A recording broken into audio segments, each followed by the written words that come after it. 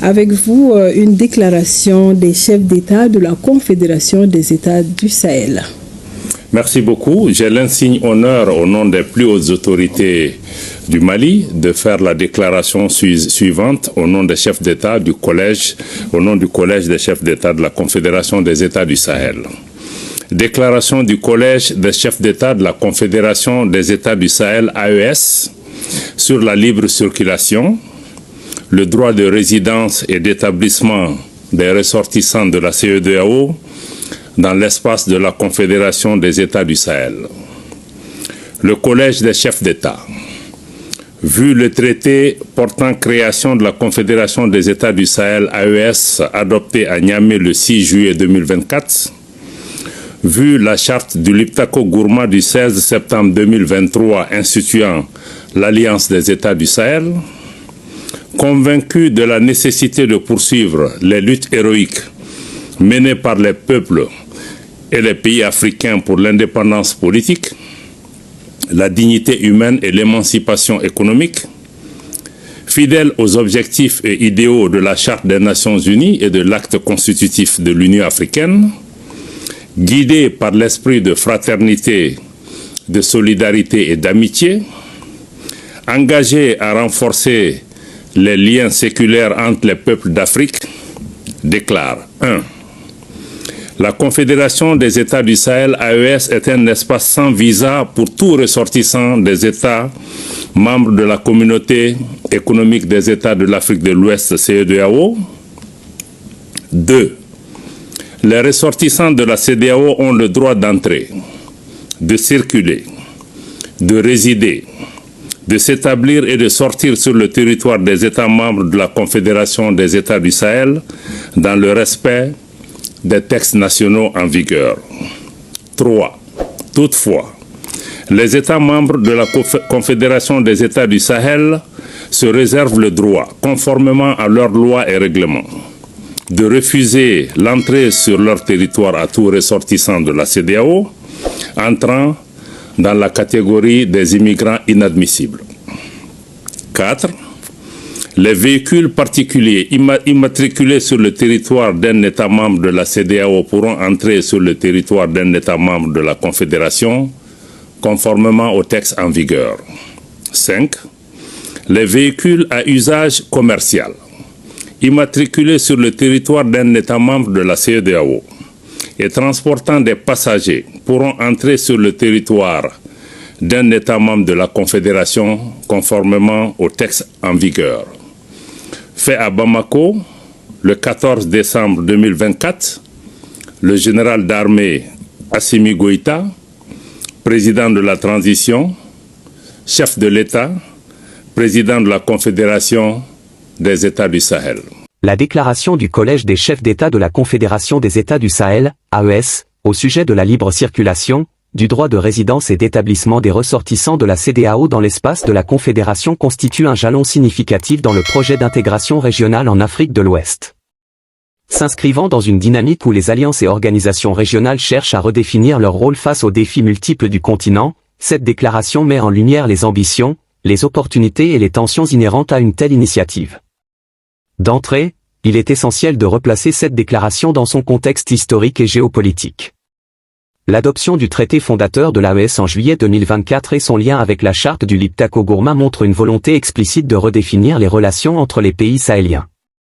Ces États, notamment le Mali, le Burkina Faso et le Niger, partagent des défis similaires, insécurité chronique due aux groupes armés, instabilité politique résultant de coups d'État récents et pression économique accentuée par des sanctions internationales. Par conséquent, l'émergence de l'AES peut être vue comme une réponse collective à ces défis, mais aussi comme une critique implicite des mécanismes traditionnels de coopération régionale incarnés par la CEDEAO. L'idée d'un espace sans visa pour les ressortissants de la CEDEAO traduit une aspiration à dépasser les frontières héritées de la colonisation et à rétablir une circulation plus fluide entre des populations historiquement connectées. Cela répond à une demande ancienne, permettre aux citoyens ouest-africains de circuler, de commercer et de résider librement, dans l'esprit de la Charte africaine des droits de l'homme et des peuples. En renforçant la mobilité, les États membres de l'AES espèrent stimuler l'intégration économique, encourager les investissements transfrontaliers et réduire les coûts liés aux barrières administratives.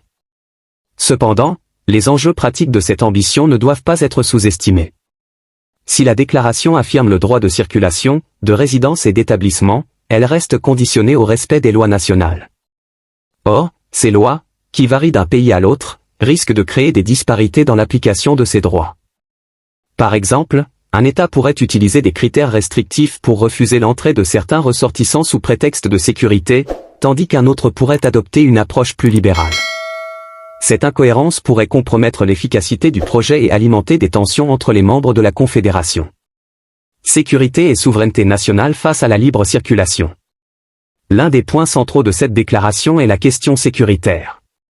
Le Sahel est une région marquée par une instabilité extrême, où les frontières poreuses facilitent la circulation des groupes armés, des trafiquants et des terroristes. Dans ce contexte, une politique de libre circulation pourrait être perçue comme une menace pour la sécurité nationale des États membres. La clause permettant de refuser l'entrée aux immigrants inadmissibles illustre cette préoccupation. Toutefois, elle soulève une interrogation, sur quels critères reposera cette inadmissibilité ? Si chaque État applique ses propres règles, cela pourrait aboutir à une fragmentation des politiques migratoires, rendant l'espace de libre circulation difficilement opérant. En outre, l'instabilité dans la région a des implications sur la gouvernance. Les États sahéliens ont souvent du mal à contrôler efficacement leurs frontières, ce qui rend la gestion des flux migratoires encore plus complexe. Par conséquent, l'AES devra investir dans des mécanismes de contrôle aux frontières harmonisés, tout en évitant de recréer des obstacles à la mobilité qu'elle cherche précisément à éliminer. L'ouverture des frontières pour les véhicules particuliers et commerciaux représente une avancée majeure pour le commerce intra-africain. Elle pourrait permettre une augmentation significative des échanges entre les pays de la CEDEAO et ceux de la Confédération, réduisant les coûts logistiques et favorisant une intégration économique plus profonde. Les commerçants transfrontaliers, souvent marginalisés dans les politiques économiques nationales, pourraient bénéficier directement de cette mesure. Cela est particulièrement pertinent dans des régions où les échanges informels constituent une grande partie de l'activité économique. Cependant, pour que ces avantages se concrétisent, il faudra surmonter plusieurs obstacles. Les infrastructures de transport dans le Sahel restent sous-développées, avec des routes en mauvais état, des postes frontières insuffisamment équipés et un manque de réseaux de communication modernes. Ces déficits, combinés à des pratiques comme la corruption et les checkpoints illégaux, risquent de limiter l'impact positif de cette initiative. Pour y remédier, les États membres devront investir massivement dans les infrastructures et renforcer les mécanismes de transparence dans les échanges commerciaux. L'émergence de l'AES met également en lumière une rivalité implicite avec la CEDEAO, perçue par certains comme trop alignée sur les intérêts des grandes puissances et insuffisamment représentative des besoins des pays sahéliens. La création d'un espace distinct peut être interprétée comme une tentative des États sahéliens de s'émanciper d'une organisation qu'ils jugent parfois punitive, notamment après les sanctions imposées à la suite des transitions militaires au Mali, au Burkina Faso et au Niger. Cette posture, bien que compréhensible, comporte des risques. La prolifération des organisations régionales peut fragmenter davantage l'Afrique de l'Ouest, créant des zones d'influence concurrentes et compliquant la coordination régionale. De plus, une rivalité prolongée entre l'AES et la CEDEAO pourrait miner les efforts d'intégration continentale dans le cadre de l'agenda 2063 de l'Union africaine. Enfin, cette déclaration repose sur des valeurs importantes telles que la fraternité, la solidarité et les liens historiques entre les peuples. Ces principes sont essentiels dans une région où les conflits ethniques et les tensions communautaires sont exacerbés par l'inégalité d'accès aux ressources et les manipulations politiques. En promouvant la libre circulation, l'AES tente de réaffirmer une identité sahélienne partagée, capable de transcender les divisions. Cependant, cette vision idéalisée devra faire face à des réalités complexes. Les rivalités locales, les méfiances historiques entre certains groupes ethniques et les clivages politiques pourraient limiter l'efficacité de ces initiatives. Il faudra un effort considérable pour sensibiliser les populations locales, renforcer la cohésion sociale et créer un sentiment d'appartenance à cette confédération. En somme, la déclaration du Collège des chefs d'État de la Confédération des États du Sahel sur la libre circulation et le droit de résidence est une initiative ambitieuse, à la fois porteuse d'espoir et source de défis. Elle reflète une volonté claire de construire un avenir commun pour les peuples du Sahel, tout en tenant compte des contraintes sécuritaires, économiques et institutionnelles.